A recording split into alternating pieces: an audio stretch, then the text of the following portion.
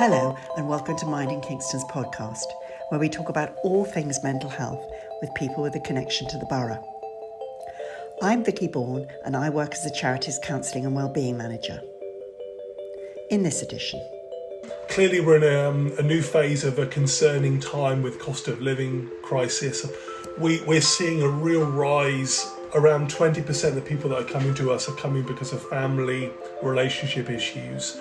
You know, it's the collective pressure that poverty puts on a whole family and the relationships that is the new concern. Kingston University alumni Tim Barker is the CEO of Kooth, a digital mental health service founded in 2001. Currently partnered with local authorities in the NHS, Kooth provides a free service to over 15.9 million users. I started by asking Tim to explain exactly what Kooth is. Thanks, Vicky. So yes, Kooth is really a pioneer in digital mental health care, founded in 2001 by a therapist, and over that time really helped drive digital transformation of awareness and usage of the internet as a way to provide mental health support. Today, we primarily sell to and partner with NHS and local authorities to make our service freely available to the population, and across the country around 15.9 million people have got free access to professional mental health care through our service. And to support them, we have a team of around 400 individuals, a large number of counsellors, psychotherapists and clinicians. Yeah, well, I first became aware of Kooth when I was working in schools, actually, and I was really impressed by talking to the team members. And back in those pre-pandemic days, it was a relatively small organisation, but it's really grown since then. Yeah, as you might expect, both in terms of recognition of digital as a valid way to deliver mental health support and some of the key benefits you get there, which is convenience and access, and especially for young people, digital natives, they live on their phones. And so the ability to reach people through their devices, but empower them to get the kind of support they wish is really quite a powerful proposition. But as you point there, a lot of the work that we will do, we've got a team of around 50 people that are our engagement ambassadors and leads. Every day they're going into schools, youth clubs, GPs to help promote this. And a lot of really where Kooth got started is supporting children and young people, 10 to 25-year-olds. And we provide a service where there's no referral, you can self-refer. We aim to reduce stigma, so you don't need to give personally identifiable information to get support. And you're in charge. You're in charge of what kind of help you want. If you want to do a one-on-one chat with a professional counsellor, you can do that. If you just want self-therapy, you can do that. Or you might want to just engage with our peer support community and get help from others that have been where you are or support others. So there's a whole menu for people to choose from. And of course, it's not just for children and young people anymore. Exactly, that's right. So you're right. It's really a choice-based service. One of the foundations, really, that we felt for children, but also for adults, is often they're prescribed to, right? Especially children, they're prescribed by adults. Here's what you need. Here's what's good for you. But to make an individual, to empower them to be an active participant in their mental health journey is the key to actually getting people to engage and get support for the long term. And so that we reflect that within our service. There's no set journey that individuals go through. You don't have to pass through assessments before you can request a one-to-one. And all of our professional support is provided over live text-based chat, not face-to-face, not video. And partly that's because, look, for people to open up, perhaps for the first time, is a big deal. And so doing that over text, where no one can hear you in another room on a call, and it can be done very conveniently and in an anonymous way, we find that as an incredibly powerful way to help people open up. And because of that, we are often the first place people go for support, because we're free, we're open, easy to access, and we're available, to a growing population. So finding different ways to communicate has really been a feature of the pandemic, hasn't it? We now offer therapy virtually over the phone, and text-based services are obviously increasingly popular and effective.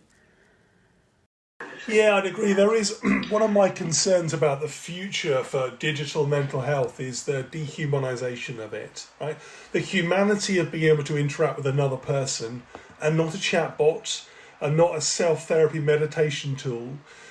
The act of therapy is a very humanistic activity.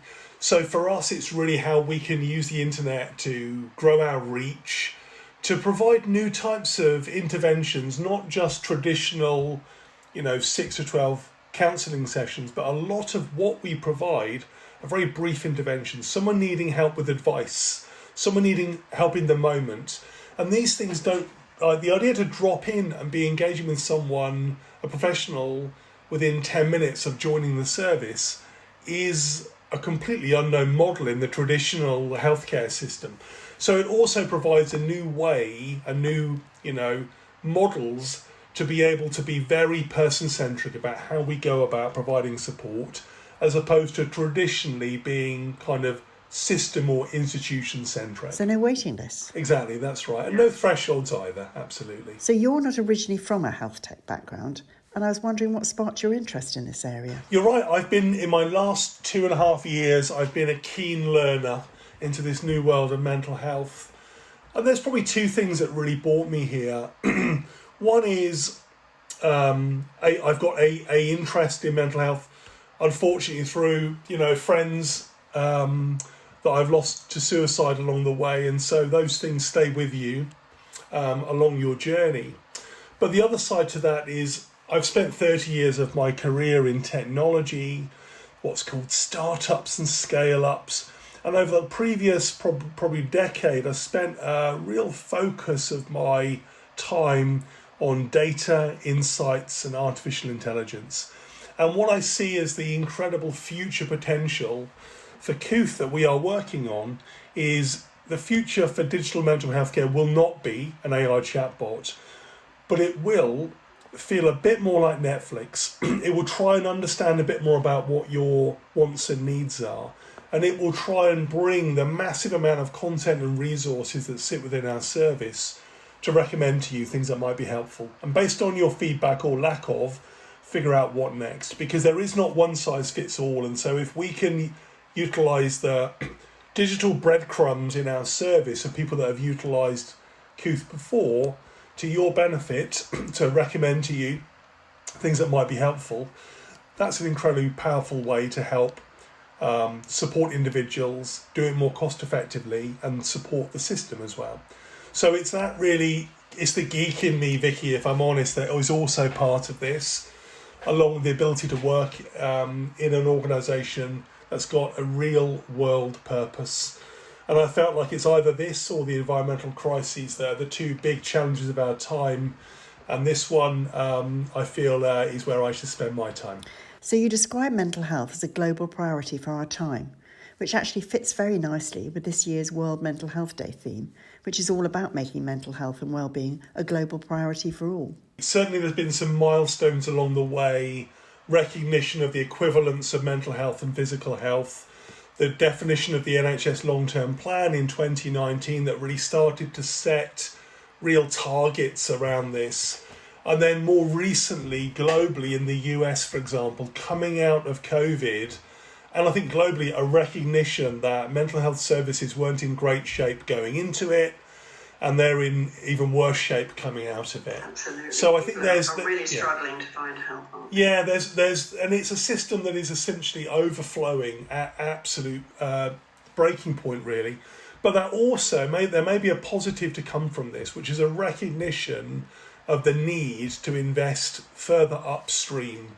So by the time someone is sitting in an IAPT session with a professional, there were maybe 10 or 12 opportunities to engage with them earlier that were just missed along the way. So if we can think of this moving away from a treatment-based approach to a preventative-based approach, where we can then provide fast, effective, free help to the population, we can hopefully reduce the demand for those stretched acute services. And that's really the role that we see that companies and tools and technologies and organisations like Kooth can do, which is to help apply new technology and new approaches to a very old problem, but innovate effectively to do that. Right, so obviously we've just emerged from a very difficult couple of years, and I wondered whether you'd seen sort of changing patterns in your work, changing patterns of the kind of problems that people are coming to seek help with and support with. What's been going on, or just the number of people presumably using your services? Absolutely. So, and I have to say, it continues to rise. It's not as though COVID was a chapter and when it ended, we all went back to how things were before. Our service does generate quite a lot of data that gives us an insight into the presenting issues that the population faces, which helps us, and also when we're working with different regions in the country, to identify the specific areas of concern in a specific region. But without sort of dwelling too long on it, as you might expect, we've seen a concerning rise in more high level of acuity. 60% of people that come to our services would qualify on an acuity scale as severe. We see an increase in suicidal ideation. That's about 25% of people that we see through the service. An increase in self-harm.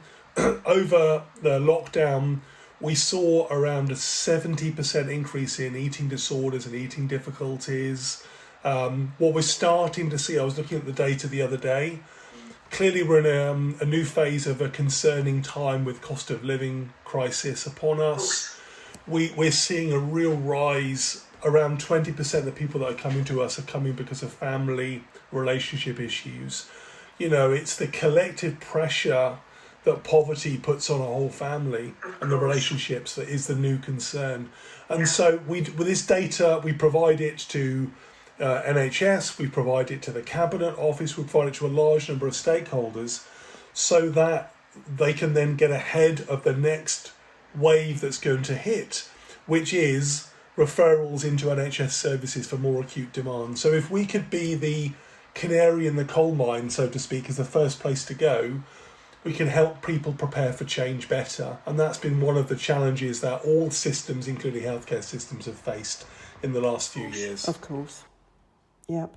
So they just really need the funding to do that, and that's another big challenge that we're going to be facing as well. We can give some pointers to where that should be directed, and I think that's really part of what we see our role here as an overall working with the NHS and healthcare systems is to provide an early radar effectively into some of the changing issues and challenges within the population. Yeah, and you've spoken too about normalising mental health, about embedding it into everyday culture, into the workplace culture too, which things are slowly changing there in some sectors, but maybe not all as yet. But that's another of your passions, I believe. They are, and I think it's also different by gender as well, but and industry type. So a lot of the work that we do for corporates is really around normalising this. Making it that also means you've got to train your leadership, train your managers into how do you bring this into the language of business. But I think there are some great positive signs, and it will be generational. I mean, my two kids are in their early 20s.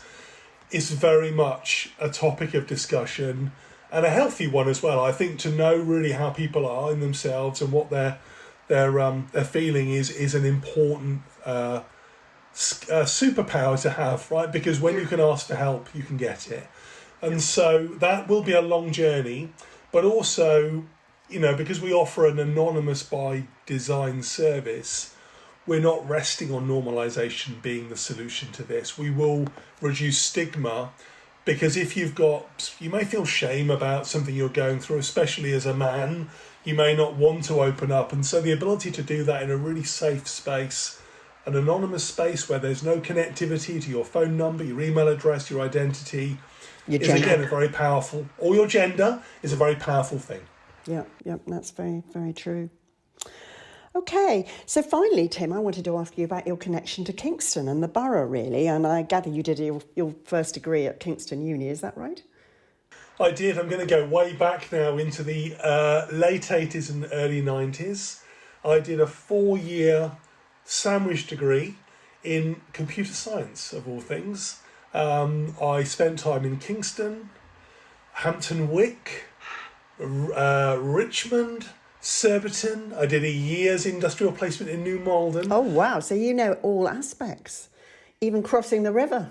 Exactly, I've crossed the river. So I had a wonderful time there, and I feel that it's nice to be able to talk with you on this podcast. There's a little bit of connecting the dots there of where my journey and my career started in its very nascent stages to where I am today. Yeah, oh, that's really nice to hear. Any particular favourite places in Kingston?